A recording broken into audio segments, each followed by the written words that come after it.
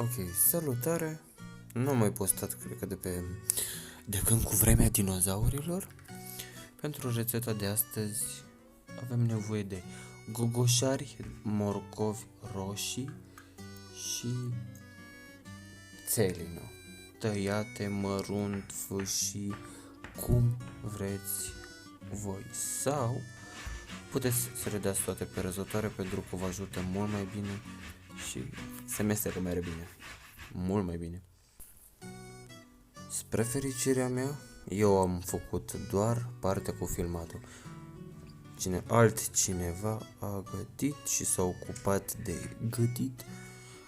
Deci, cum ziceam, avem nevoie de ardei, țelină, roșii și morcovi, care se amestecă toate, după care se adaugă sare, usturoi după gust, acolo cred că era cimbru, vegeta sau orice condiment vreți voi. Se adaugă maioneză, nu adăugați multă pentru că o să fie mult prea grețos și o să fie rău pentru ficatul vostru. În continuare, spălăm salata, se taie mărunt,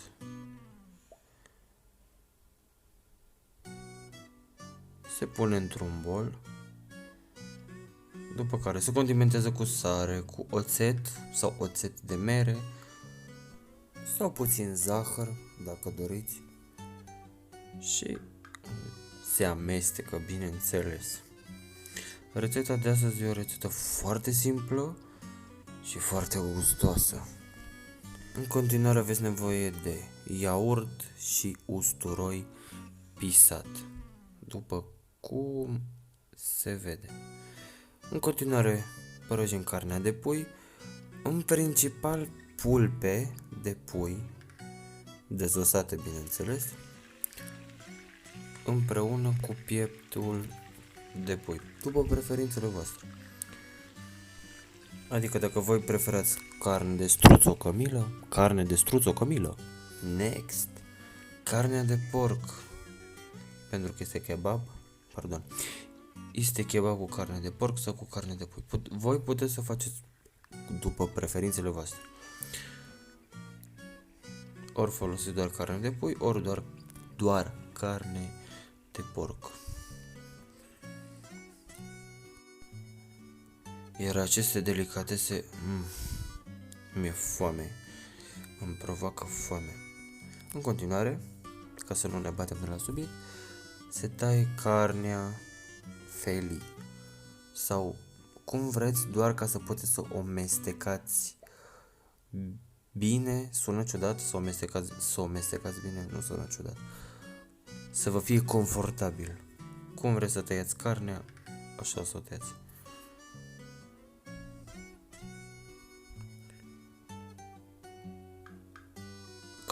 În continuare avem nevoie de lipii, care trebuie încălzite pentru că au un gust mult mai bun și sunt mai ușor de manevrat. În continuare se asamblează kebabul, peste lipie se pune amestecul de legume, delicioasă carne. Carnea mai închisă la culoare este de porc și cea deschisă la culoare este de pui. Se adaugă iaurtul cu usturoi, salata,